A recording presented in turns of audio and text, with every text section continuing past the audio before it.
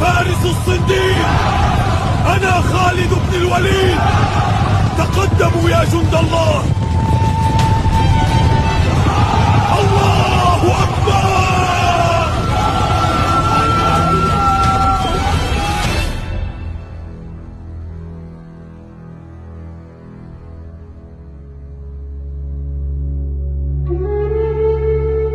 ولد خالد بن الوليد في بطحاء مكة، حيث تصنع الصحراء الرجال. ولد فتى لم يخلق للراحة، بل ليكون أسطورة الحرب التي لا تهزم.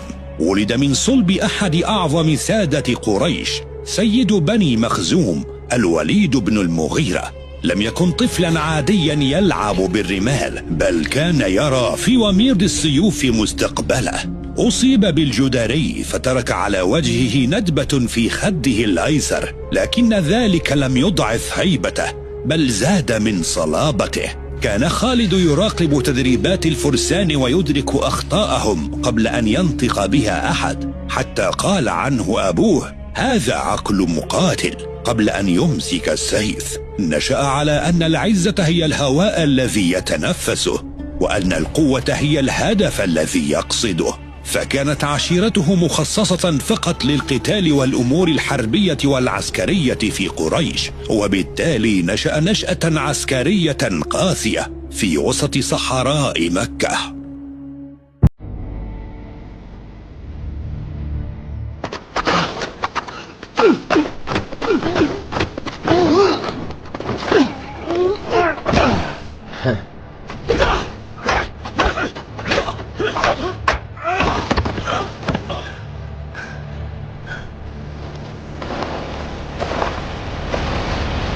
يا خالد، تذكر، الفروسية ليست قوة فقط، بل هي دهاء وعقل. فهذا السيف لا يحمله إلا من يملك قلبا كالصخر وعقلا يسبق ضربته. فهمتك يا أبي، سأحمله وسأجعل العرب كلها تسمع صليله. شب الفتى على القتال والمعارك منذ الصغر، فثراء به الفاحش أغناه عن العمل وجعله متفرغا للقتال فقط. تعلم ركوب الخيل وكل فنون القتال حين ذاك، وأصبح يستخدم كل أنواع الأسلحة. اشتد عوده، وكان قويا عنيدا ومخططا بارعا، حيث أن قادة قريش كانوا يدخرونه ليوم عظيم، لكنهم لم يعلموا أن الله يدخره لشيء أعظم. حين بزغ نور الدعوة في مكة، كان خالد في ريعان قوته.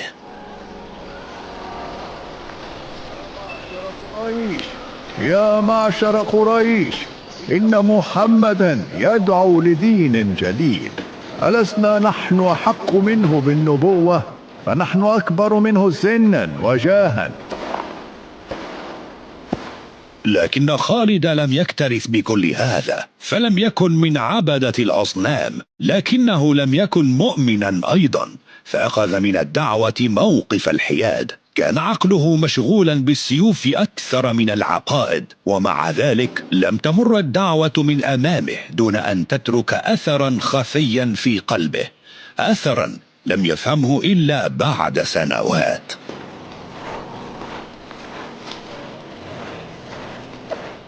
علينا أن نطردهم من أرضنا. نعم، وإلا سيستولون على كل شيء، ومن يتخاذل الآن سيدفع الثمن غدا.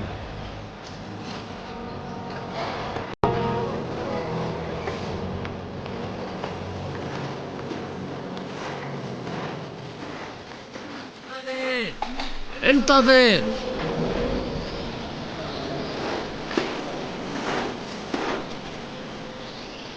إلى أين أنت ذاهب يا ابن الوليد؟ ما الذي جاء بك يا عكرمة؟ أسمعت بالدين الجديد يا خالد؟ لا يهمني يا عكرمة، فأنا رجل حرب. دع هذه الأمور لأهلها، وهيا تعال وبارزني. ما زلت كما عهدتك يا خالد، لا يهمك سوى السيف والقتال.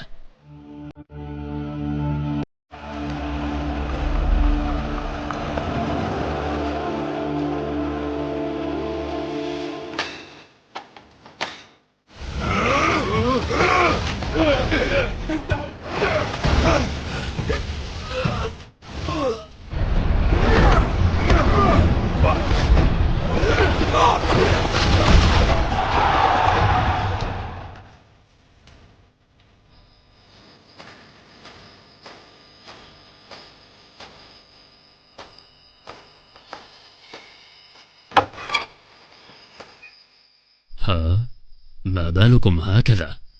يا خالد، إن أبانا قد اشتد به المرض، وأخاف أن يفارق الحياة قريبا. لا تقل هذا يا أخي، إن أبانا بخير.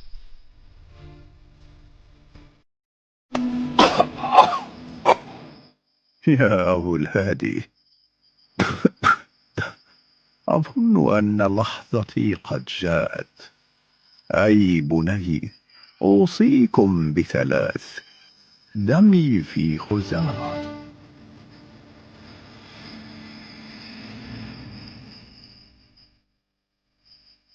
أبي، هل تسمعني؟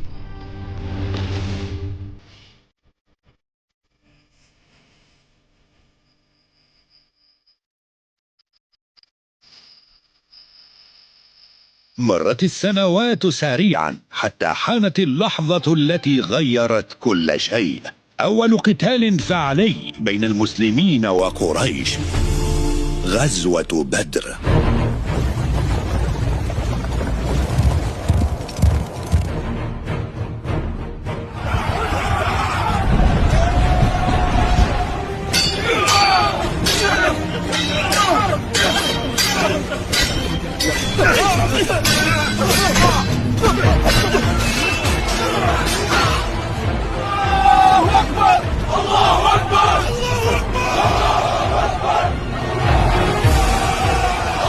لم يكن خالد حاضرا مع المشركين في غزوة بدر، إلى أن أخاه الوليد بن الوليد شارك فيها وتم أسره من قبل المسلمين. كانت غزوة بدر ملحمة تاريخية استطاع فيها المسلمون أن يسطروا أولى الانتصارات على مشركي قريش بالرغم من قلة عددهم، فكان عدد المسلمين تقريبا 340 مقاتلا، أما عدد المشركين فكان قرابة 1000 مقاتل. ومع ذلك هزموا شر هزيمة، وتم أسر 70 فرد من قريش والكثير من بني مخزوم قبيلة خالد.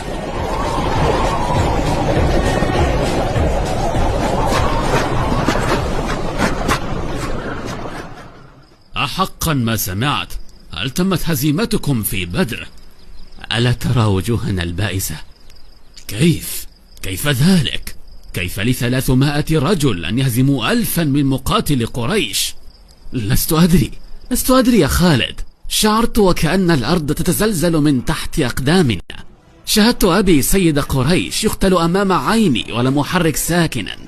كان الرعب قد تملكني، فلم أجد أمامي سوى الانسحاب من المعركة. سحقا لكم، وتركتم أخي وأبناء عمومتي يؤسرون. سننتقم يا خالد، أعدك أننا سننتقم.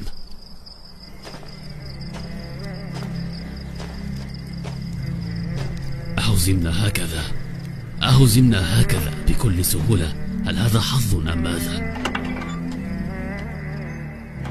هشام. نعم يا أخي. فلتستعد، سنذهب غدا صباحا إلى يثرب لدفع الفدية. كم يريدون في أخينا الوليد؟ 4000 درهم. حسنا إذن، والله لقد هزمنا شر هزيمة. هيا.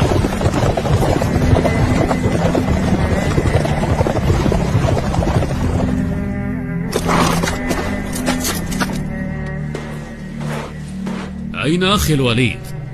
ها هو هناك. كم تريدون فيه؟ أظنك تعرف يا خالد.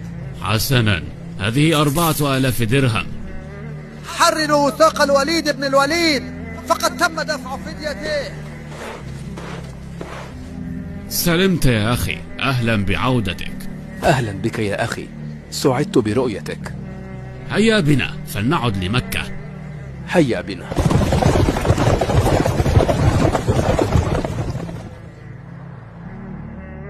ها قد وصلنا. أريد أن أخبركم شيئا. ماذا هنالك؟ لقد آمنت بمحمد. ماذا؟ كيف ذلك؟ مثل ما سمعت يا أخي، لقد أسلمت. سحقا، أما أخبرتنا قبل دفع فديتك؟ لم أرد أن يقال أن الوليد أسلم ليتحرر من الأسر، بل إني أسلمت بالله مصدقا وموقنا. خسئت، لقد اتبعت من قاتل قومك وعشيرتك. بل اتبعت الحق الذي أنزل من الله. إذن فلا خروج لك من بيتك. فليكن إذن. كانت غزوة بدر وإسلام أخيه هو أول شرخ يحدث في داخله، شرخ حاول أن يخفيه خلف فروسيته وكبريائه. استطاع أخوه الوليد أن يهرب من مكة متجها إلى يثرب وانضم إلى صفوف المسلمين، أما خالد فظل يكابر حتى جاء